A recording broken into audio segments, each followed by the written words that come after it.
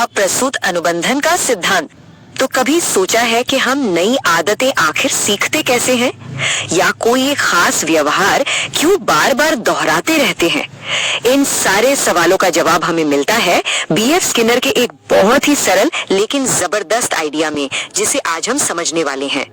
तो आज हम क्या क्या देखने वाले हैं? सबसे पहले स्किनर के सिद्धांत को जानेंगे, फिर उनके बहुत फेमस चूहे वाले एक्सपेरिमेंट पर नजर डालेंगे, और आखिर में देखेंगे कि ये सब हमारी पढ़ाई लिखाई में कैसे काम आता है। तो चलिए शुरू करते हैं पहले पॉइंट से। आखिर कौन थे वो मनोवैज्ञानिक जिनके एक आइडिया ने सीखने को देखने का नजरिया ही बदल दिया? तो ये थे बीएफ स्किनर, अमेरिका के एक बहुत ही जाने माने मनोवैज्ञानिक और हार्वर्ड यूनिवर्सिटी में प्रोफेसर। साल था 1938 जब उन्होंने अपना ये सिद्धांत दुनिया के सामने रखा। और हाँ, उनका ये काम आधारित था एक और मनोवैज्ञानिक थॉर्नडाइक के प्रभाव के नियम पर। और यहीं पर स्किनर ने एक बहुत बड़ा ट्विस्ट लाया।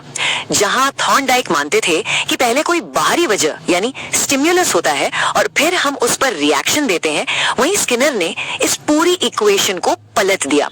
उन्होंने कहा कि नहीं, पहले हम कोई काम करते हैं यानी रिस्पॉन्स देते हैं, और उस काम का नतीजा ये तय करता है कि हम उसे दोबारा करेंगे या नहीं। अब स्किनर अपनी इस प्रतिक्रिया को या इस काम को एक खास नाम देते हैं, क्रिया प्रसूत। तो सवाल उठता है कि आखिर ये है क्या? सीधे शब्दों में कहें तो क्रिया प्रसूत का मतलब है कोई भी ऐसा काम जो हम अपनी मर्जी से करते हैं, जैसे चलना, बात करना या किसी स्विच को दबाना। स्किनर का पूरा सिद्धांत इन्हीं अपनी मर्जी से की जाने वाली क्रियाओं पर ही तो टिका है। और हाँ, इस सिद्धांत के कई और नाम भी हैं, जैसे सक्रिय अनुबंधन या नैमित्तिक अनुबंधन। ये नाम अक्सर एग्जाम्स में भी आ जाते हैं, लेकिन इन सब का मतलब एक ही है, ऐसा सीखना जिसमें हम खुद एक्टिव होते हैं। चलिए अब आते हैं उस मशहूर एक्सपेरिमेंट पर जिसने इस सिद्धांत को हमेशा के लिए मनोविज्ञान की किताबों में अमर कर दिया। वैसे तो स्किनर ने अपने एक्सपेरिमेंट्स के लिए चूहों और कबूतरों दोनों का इस्तेमाल किया था, लेकिन उनका जो प्रयोग सबसे ज्यादा फेमस हुआ वो था एक चूहे पर किया गया प्रयोग। और एक मजेदार बात यह है कि जिस बॉक्स में ये एक्सपेरिमेंट हुआ उसका नाम स्किनर बॉक्स खुद स्किनर ने नहीं रखा था। ये नाम तो बाद में उनके स्टूडेंट्स ने अपने प्रोफेसर के सम्मान में रख दिया। तो कहानी कुछ यूं थी। एक भूखे चूहे को बॉक्स में बंद कर दिया गया। अब वो बेचारा इधर उधर घूम रहा था कि अचानक गलती से उसका पंजा एक लीवर पर पड़ गया, और जैसे ही लीवर दबा, खट से उसे खाने के लिए एक दाना मिला। बस चूहे को कनेक्शन समझ में आ गया। अब वो जानबूझकर लीवर दबाने लगा ताकि उसे और खाना मिले। यही है क्रिया प्रसूत अनुबंधन। जब अपनी मर्जी से किए गए किसी काम को उसके अच्छे नतीजे से और बल मिलता है।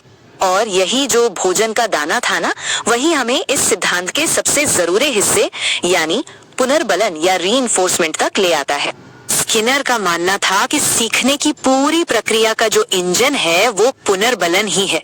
मतलब यही वो चीज है जो ये तय करती है कि कोई भी व्यवहार दोहराया जाएगा या नहीं।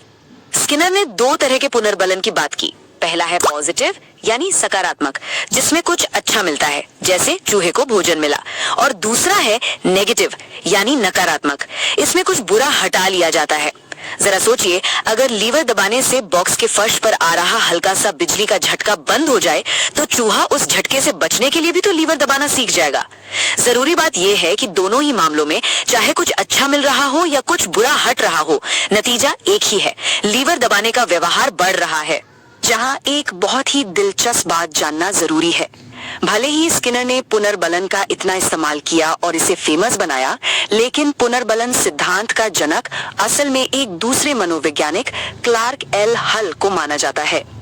तो ये तो हुई लैब के चूहे की कहानी, लेकिन सवाल ये है कि इस सिद्धांत का हमारी असल जिंदगी में, खासकर एक क्लासरूम में क्या काम है? चलिए देखते हैं। सोचिए, ये सिद्धांत आज भी क्लासरूम में कैसे इस्तेमाल होता है। जब कोई छात्र सही जवाब देता है और टीचर उसकी तारीफ करते हैं, तो ये तारीफ क्या है? ये एक पॉजिटिव रीइंफोर्समेंट है। इसी तरह किसी मुश्किल चैप्टर को छोटे छोटे हिस्सों में तोड़कर पढ़ाना ताकि हर हिस्से को पूरा करने पर छात्र को सफलता का एहसास हो, ये भी तो इसी सिद्धांत पर आधारित है। जैसा कि स्किनर ने खुद कहा था, जब किसी काम में सफलता मिलती है तो संतोष मिलता है, और यही संतोष उस काम को और बल देता है। और समझते हैं उस सिद्धांत को जो हमारी आदतें बनाता है और हाँ बिगाड़ता भी है, B.F. स्किनर का क्रिया